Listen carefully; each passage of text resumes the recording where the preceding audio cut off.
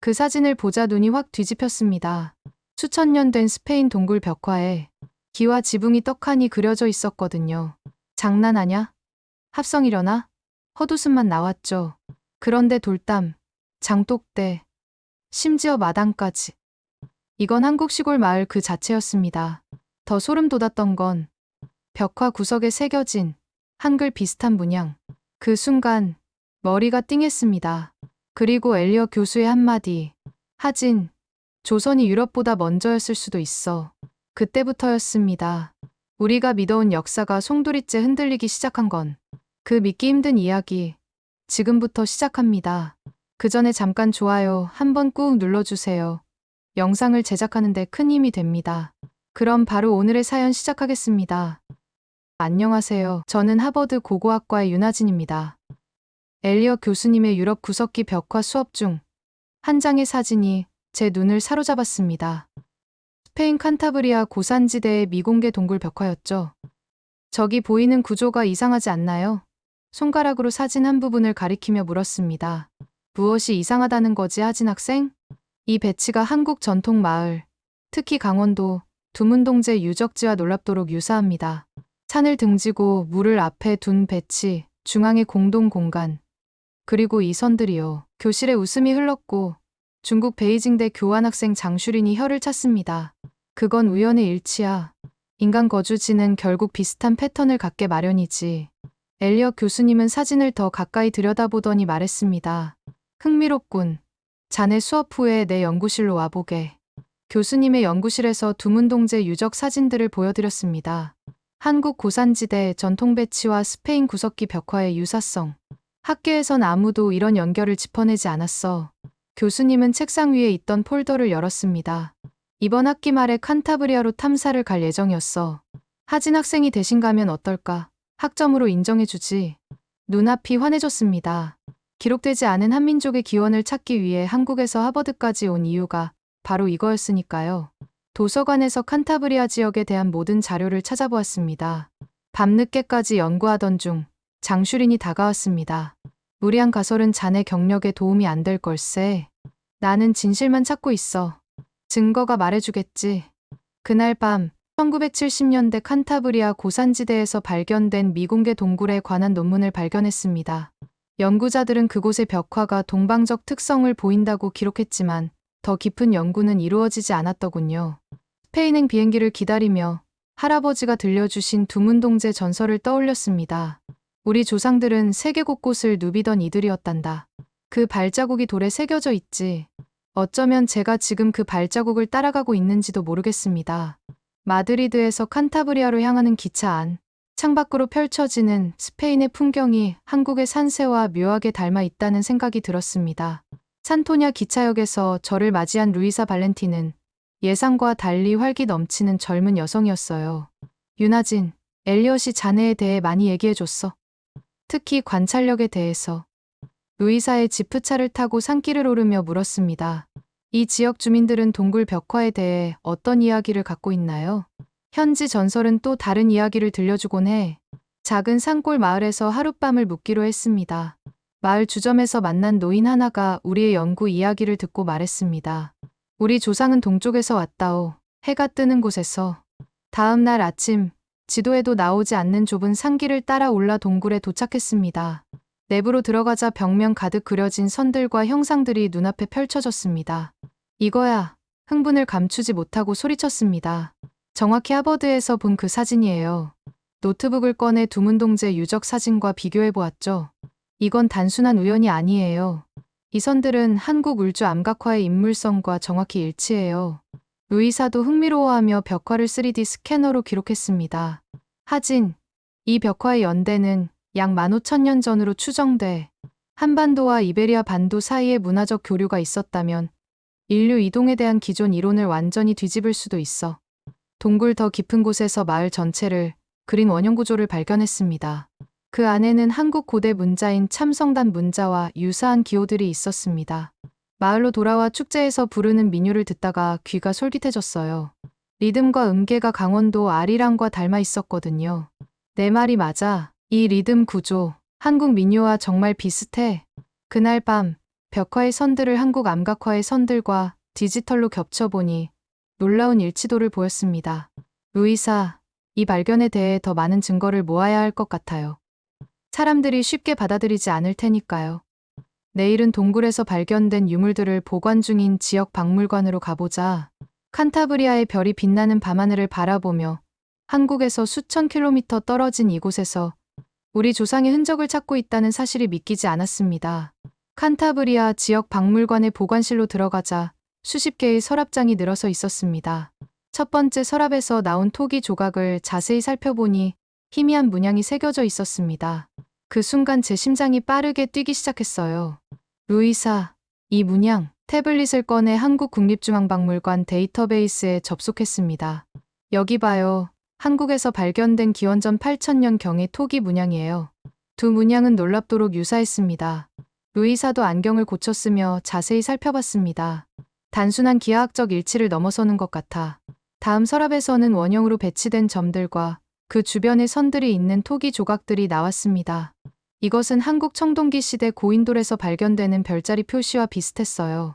엘리엇 교수님께 발견한 내용과 토기 문양의 유사성에 대해 이메일을 보냈습니다. 그의 답장은 격려와 주의를 동시에 담고 있었습니다. 자네의 발견은 매우 흥미롭네.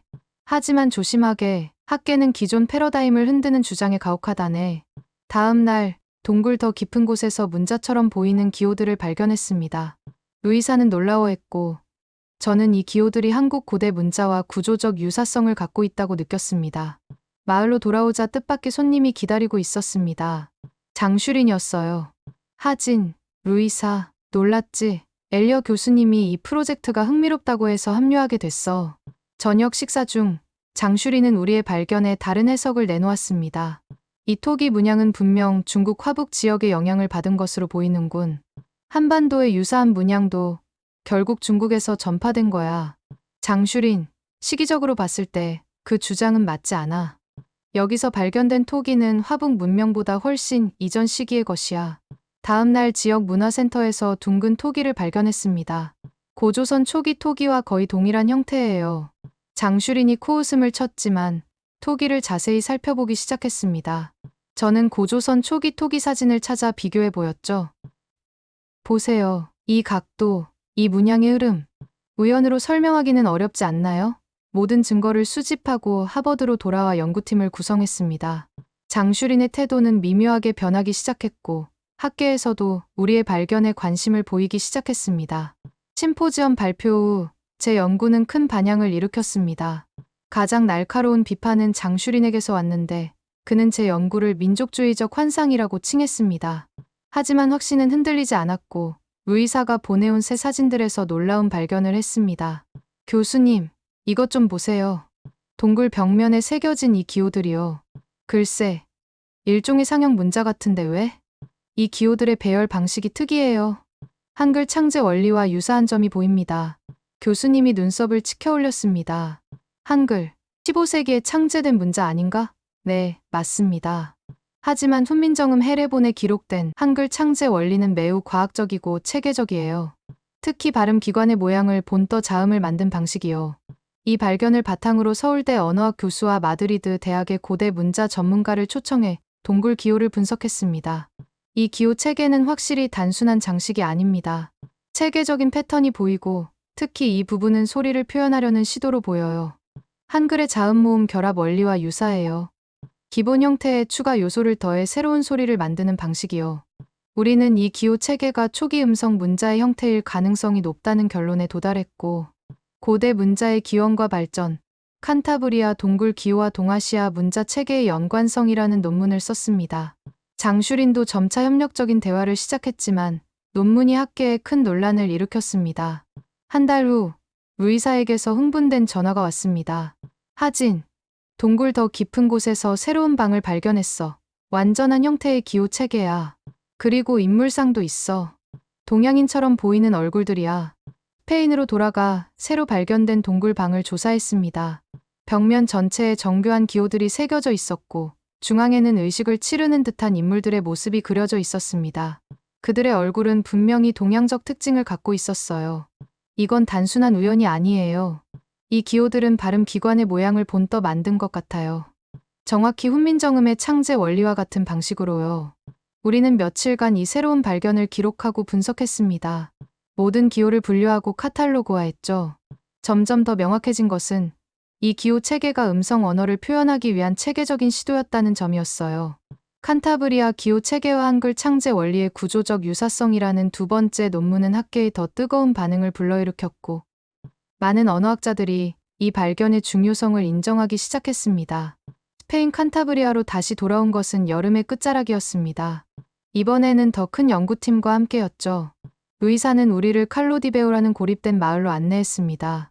마을에 가까워질수록 특이한 구조가 보였습니다. 집들은 산을 등지고 물을 향해 배치되어 있었고, 중앙에는 넓은 공동 공간이 있었죠.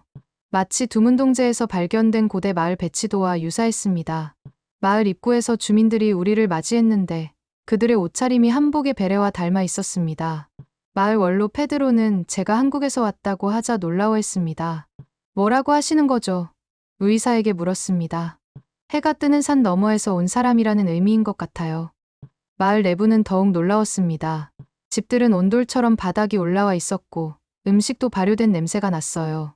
식사 예절과 생활 방식도 한국 전통과 유사했습니다. 저녁 모임에서 유전자 연구를 위한 DNA 샘플 수집에 대해 이야기를 꺼냈고, 페드로와 마을 원로들은 동의했습니다. 우리 혈통의 비밀을 알아내려 한다면 기꺼이 돕겠소.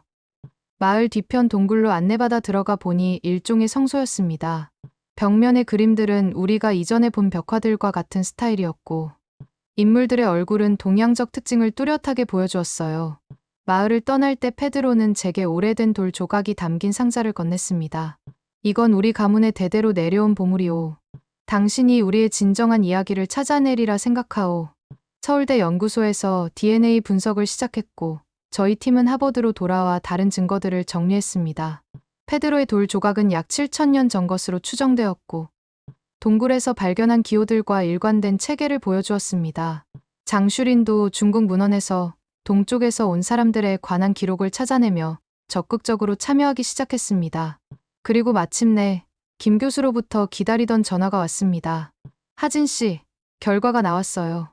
칼로디베오 주민 중 5명의 DNA 샘플에서 한국인, 특히 강원도 지역 주민들에게서 주로 발견되는 특정 하플로그룹이 확인됐어요. 이는 결정적인 증거였습니다. 유럽의 한 구석에 있는 고립된 마을 주민들이 한국인, 특히 두문동제 지역 사람들과 유전적 연관성을 갖고 있었습니다.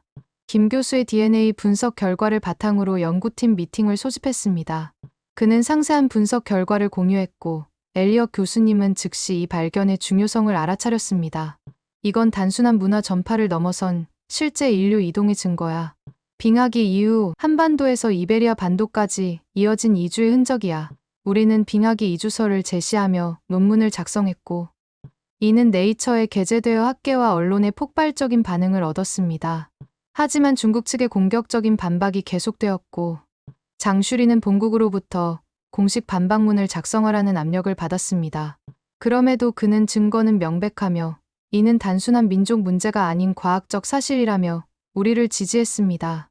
중국 과학원의 리 교수가 조작 가능성을 제기하자 우리는 스위스의 독립연구기관에 새로운 DNA 분석을 의뢰했습니다. 결과는 이전 연구를 완전히 확인해 주었습니다. 가장 강력한 지지는 유럽 학자들의 공동 성명에서 왔습니다. 문화는 조작될 수 없습니다.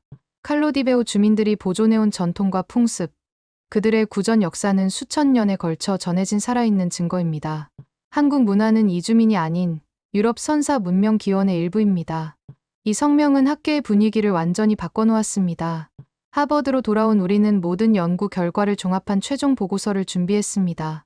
엘리엇 교수님은 서문에 썼습니다. 역사는 종종 승자에 의해 쓰인다고 합니다. 하지만 때로는 잊혀진 이들의 이야기가 돌, 흘, 그리고 유전자 속에 숨어 있다가 마침내 빛을 볼 때가 있습니다. 유네스코는 칸타브리아 동굴과 두문동제 유적을 세계문화유산에 등재하는 절차를 시작했고, 장슈린도 마침내 중국 학계 내에서 우리의 연구를 지지하는 목소리를 내기 시작했습니다. 동북아시아와 유럽의 고대 연결은 민족적 우월성에 관한 것이 아닙니다. 이는 인류가 얼마나 탄력적이고 적응력이 강한지, 그리고 문화가 어떻게 국경과 대륙을 초월하여 흐르는지를 보여주는 증거입니다. UN 본부 대회의장은 학자들과 언론인들로 가득 찼습니다. 단상에 올라 발표를 시작했습니다. 오늘 저는 여러분에게 인류 이동의 새로운 이야기를 들려드리려 합니다. 이것은 1만 3천 년 전 마지막 빙하기가 끝나갈 무렵 시작된 한 민족의 여정입니다. 90분간의 발표 동안 모든 증거를 체계적으로 설명했습니다. 해수면 상승으로 인한 이동, 만주와 몽골을 거쳐 유럽까지의 여정, 그리고 DNA 증거까지 모든 퍼즐 조각들이 하나의 그림을 완성한다는 것을 보여주었죠. 질의응답 시간. 가장 도전적인 질문은 중국 고고학회 대표 리 교수에게서 왔습니다. 당신의 연구는 한국 중심의 민족주의적 편향을 보여주고 있습니다. 당신이 말하는 이주민들이 한민족이라는 증거는 부족합니다. 차분히 대답했습니다. 현대적 의미의 한민족이라는 개념은 당시 존재하지 않았을 것입니다. 저희가 말하는 것은 현재 한반도에 거주하는 사람들의 조상 중 일부가 이 이주에 참여했다는 것입니다. 이 발견의 핵심은 인류 문명의 상호 연결성입니다. 회의장에서 박수가 터져 나왔지만 리 교수는 계속 반박했습니다. 이때 장슈린이 일어났습니다. 리 교수님, 저도 처음에는 같은 의문을 가졌습니다. 하지만 증거는 명백합니다. 이것은 민족주의적 해석이 아닌 과학적 사실입니다. 이어서 루이사도 발언했습니다. 저는 스페인 고고학자로서 처음에는 우리 문화의 기원이 외부에서 왔다는 주장에 회의적이었습니다.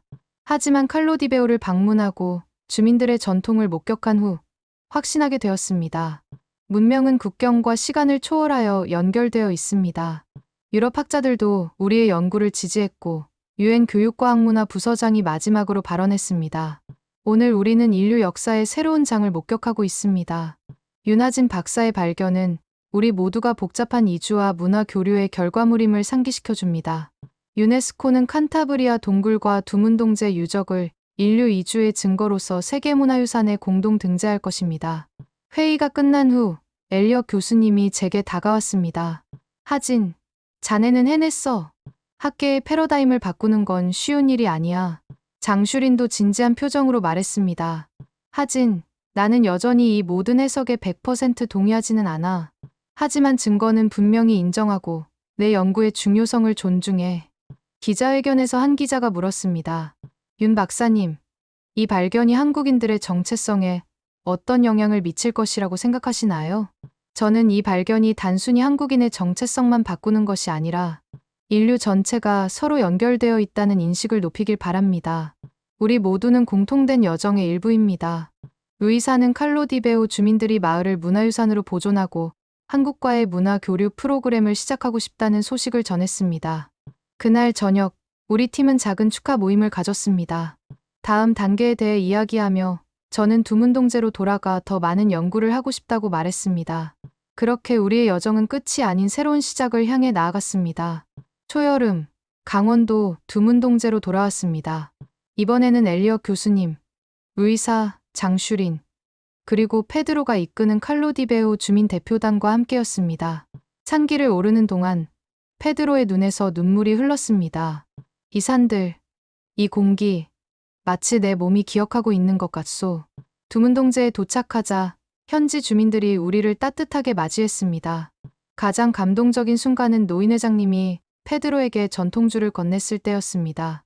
이 맛, 우리 마을에서 만드는 발효주와 비슷하오.